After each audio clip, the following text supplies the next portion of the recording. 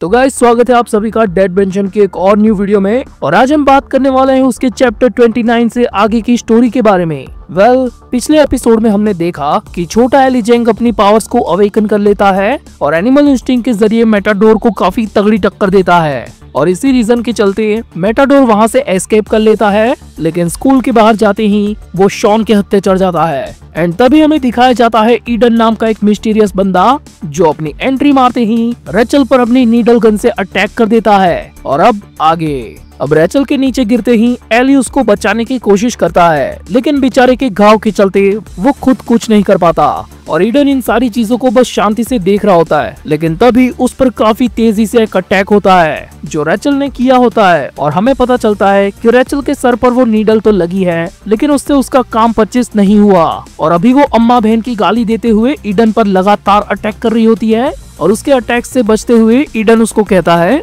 ओ जी, वो नीडल आपको जस्ट छू के निकल गई, कितनी शर्म की बात है जी, ऐसा तो नहीं होना चाहिए था। लेकिन ये पाजी कौन है?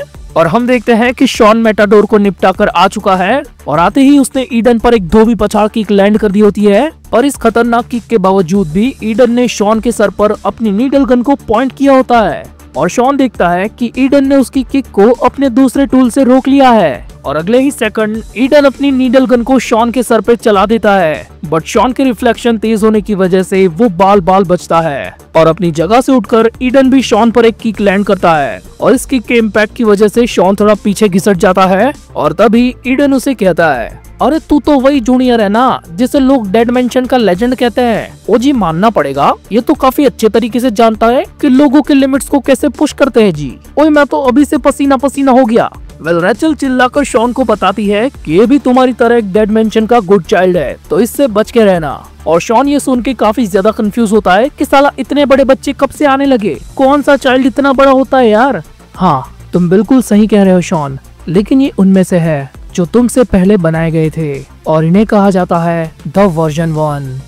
यहाँ से सीन शिफ्ट होता है और हम देखते हैं मैरी और यूजिन को जो बालकनी में बैठ के मस्त चाय कॉफी पी रहे होते हैं। और मैरी को अभी भी इन लोगों ने हैंडकफ्स में रखा होता है क्योंकि इन लोगों को अभी भी इस पर शक है कि ये कहीं फिर से हमसे गद्दारी कर बैठे। अब मैरी यहाँ पर यूजिन को कहती है कि तुम मुझे कॉफी पीते वक्त कंपनी क्यों नहीं दे रहे। तो इसके जवाब में सीधा यूजिन उसके मुंह पर कह देता है कि मैं गद्दार के साथ खाना पानी नहीं पीता, तुमको ये ऐशो आराम इसीलिए दिए जा रहे हैं बहना क्योंकि तुम हमें नॉल के बारे में जानकारी देती रहो। तो जब तक हम नॉल की सिचुएशन से निपट नहीं लेते तब तक हमें तुम पर भरोसा नहीं होगा। मैरी कॉफी पीते हुए यूजिन से कहती है कि इतना छोटा लैंडी बच्चा होने के बावजूद तो काफी बूढ़ों जैसी बातें कर रहा है यूजिन। तो अपने आप को ऐसे दिखा रहा है जैसे तू बहुत कुछ जानता है, लेकिन क्या असल में तुझे पता भी है कि डेड मेंशन के गुड चिल्ड्रंस के कितने वर्जन्स हैं? तो यूजिन मैरी को सवाल करता है, आखिर अभी तुम किस वर्जन की बात कर रहे हो? दरअसल मैं बात कर रही हूँ डेड मेंशन के पुराने अर्ली प्रोडक्ट्स की, गुड चिल्ड्रंस की एक ऐसी जनरेशन जिनको नॉल और शॉन की बैच से पहले बनाया गया था और डेड मेंशन ने ही उनको नाम दिया था द वर्जन 1। लेकिन मैं तो डेड मेंशन में काफी टाइम से हूँ, मैंने तो इसके बारे में कुछ नहीं सुना। हाँ, मुझे पता है कि कई लोग इस बारे में नहीं जानते, पर कुछ चुनिंदा लोग ऐसे हैं जिनको उनके बारे में कुछ न कुछ पता है। अब मैरी के इन सारी बातों पर यूजिन उसको फाइनली ये पूछता है कि क्या हमें अभी इस बारे में बात करना जरूरी है। तो मैरी उसे कहती है कि तुम ऐसा समझ लो कि ये खास बातें बताकर मैं एक तरीके से तुम लोगों की मदद ही कर रही हूँ। और आगे वो बताती है, ये जो वर्जन 1 के बच्चे हैं ना, उनको हम लोगों से काफी ज्यादा अलग ट्रेनिंग दी गई है। तो यूजिन पूछता है, आखिर किस तरीके की ट्रेनिंग? वर्जन 1 को उस जमाने में कस्टमाइजेबल कहा जाता था। उन सारे लोगों को उनके बायर्स के अकॉर्डिंग ही ट्रेनिंग दी गई थी, यानी कि आसान भाषा में कहा जाए तो इनको बायर्स के ऑर्डर के अकॉर्डिंग ही बनाया जाता था। यानी कि उस बच्चे की रेस, जेंडर, एज, यहाँ तक कि उसकी स्किल कि वो किस चीज में माहिर होना चाहिए, वो सारी की सारी चीज उनके बायर्स के अकॉर्डिंग ही उनके अंदर इम्प्लीमेंट की जाती थी। और उन सारे अनगिनत बच्चों पर कई सारी ट्रेनिंग मेथड यूज करने के बाद डेड मेंशन ने काफी सोच समझकर बदलाव किए और उसके बाद बना वर्जन 2, यानी कि हम सब। और ये चीज जानने के बाद यूजिन मैरी से पूछता है कि अगर ऐसा है तो क्या वो लोग हमसे पावरफुल है? अब ये बात कहना इतना भी आसान नहीं है यूजिन, क्योंकि हम लोगों को टॉप लेवल के सुपीरियर से ट्रेनिंग मिली है और ये ट्रेनिंग कई सारे तरीकों की है। लेकिन वर्जन 1 के अंदर उनकी सिर्फ एक ही स्किल के ऊपर सबसे ज्यादा ध्यान दिया जाता था, यानी कि वो लोग उनमें से तो बिल्कुल भी नहीं है जिनके सामने हम थोड़े से भी लापरवाह हो और यहाँ से सीन वापस से शिफ्ट होता है और हम देखते हैं ईडन पाजी को, जो अपनी नीडल गन से धनाधन गोलियां बरसा रहा होता है। और शॉन उन सारी नीडल से बचते हुए ऊपर उछलता है और उस पर वापस से एक किक को लैंड करता है। और शॉन की ये वाली किक ना ईडन को सच में काफी जोर की लगी होती है और वो बोलता है, ओ जी ये तो सच में मॉन्स्टर हैगा, इस मुंडे के पास तो काफी ज्यादा स्पीड और पावर है जी। और ये बोलते हुए वो अपने टूल्स में से एक इंच टेप को निकालता है, लेकिन तब तक शॉन ने उसके पेट में एक और लात मार दी होती है। पर हम देखते हैं कि ईडन ने इस बार शॉन की किक को रोक दिया है अपनी उस स्टेपलर गन से, और अपनी इंची टेप लंबी करके उसने शॉन के पैरों की लेंथ को नाप लिया होता है।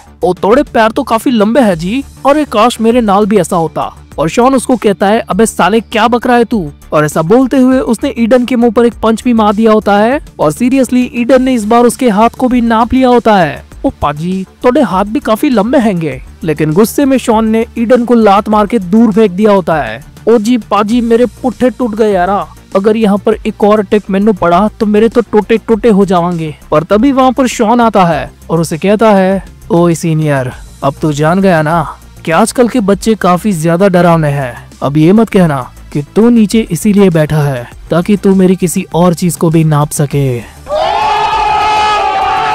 चल अब खड़ा हो जा, तू इतना भी बड़ा सीनियर सिटीजन नहीं है कि तेरे साथ मैं अच्छा सलूक करूं। ओए खोते तू अब मैंने गुस्सा दिला रहा है, लेकिन तुझे पता है मैंने अभी तक तुझे अपना असली जलवा दिखाया ही नहीं है। और इतना बोलकर वो शॉन पर वापस से फायरिंग शुरू कर देता है और शॉन फुल कॉन्फिडेंस में उसकी तरफ बढ़ रहा है। लेकिन तभी वो नोटिस करता है कि ईडन का निशाना इस बार एग्जैक्टली उसके पैर पर लग चुका है, यानी कि ईडन ने इसीलिए शॉन के पैरों की लेंथ को नापा था।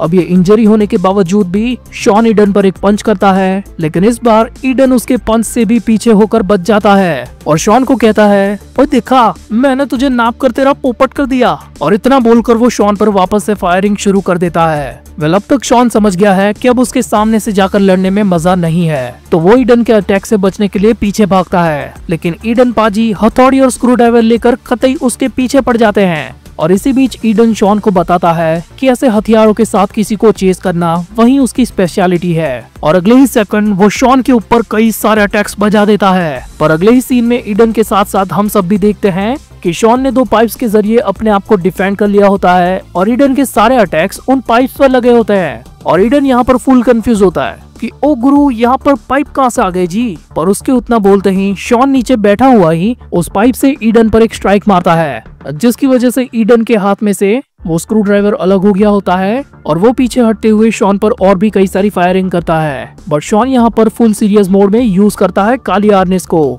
और ईडन की सारी फायरिंग को डॉज करते हुए तुरंत ही उसके करीब चला जाता है। और अगले ही सेकंड ईडन पर पड़ता है खतरनाक कॉम्बो अटैक, लेकिन नीचे झुक के उसने अपने आप को बचा लिया होता है। पर शॉन का वो अटैक जिस जगह पर लगा वहाँ पर तबाही मच जाती है। और ये देखकर ईडन अच्छे तरीके से समझ जाता है कि शॉन के हाथ में हथियार आने के बाद वो काफी ज्यादा पावरफुल हो गया है। पर वो आगे कुछ सोच पाता उससे पहले ही शॉन उस पर दूसरा अटैक करने के लिए उछलता है। लेकिन एग्जैक्ट उसी मोमेंट पर ईडन को वापस से किसी का कॉल आता है, तो ईडन एक हाथ से स्टॉप का साइन बनाकर शॉन को वहीं पर रोक देता है और कॉल पर बात करते हुए कहता है, हाँ जी पापा जी। और अगले ही सीन में हमें दिखाया जाता है ईडन के फादर को और वो ईडन को कहते हैं, बेटा ईडन बस हो गया अपना, अब वापस आ जाओ। तो ईडन शॉन के साथ चल रही फाइट को अधूरा छोड़कर वहीं से निकल लेता है कि हाँ जी पापा अभी आया मैं। और शॉन बेचारा यहाँ पर फुल कंफ्यूज है कि साला चल क्या रहा है यहाँ पर। ओए तू चिंता मत कर, मेरा आज का कोटा ना पूरा हो गया यारा, अब मैंने वापस जाना होगा। और ईडन की ये बात सुनकर शॉन उससे पूछता है कि क्या तुमको यहाँ से वापस जाने का ऑर्डर आया है और क्या वो ऑर्डर देने वाला नॉल है,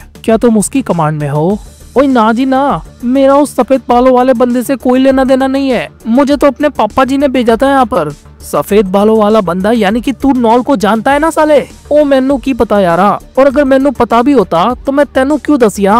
और ऐसा बोलते हुए ईडन वहाँ की दीवार फांद कर चला जाता है। वेल शॉन उसके पीछे जाने की फुल कोशिश करता है, लेकिन अफसोस उसका पैर ऑलरेडी इंजर्ड हो चुका है और उसे याद आता है कि आज एक ही दिन के अंदर उसने अपनी इस पावर को 2 बार यूज किया है और इसी की वजह से उसकी बॉडी अब धीरे धीरे जवाब देने लगी है और उसके दिमाग में कई सारे चीजों के ख्यालात फट रहे हैं। वेल यहाँ से सीन शिफ्ट होता है और हम देखते हैं वापस से ईडन को, जो छोटा हाथी में बैठकर निकलने की तैयारी कर रहा है और वो शॉन को याद करते हुए यही बोल रहा होता है कि वो पीले बालों वाला बच्चा काफी ज्यादा ताकतवर था।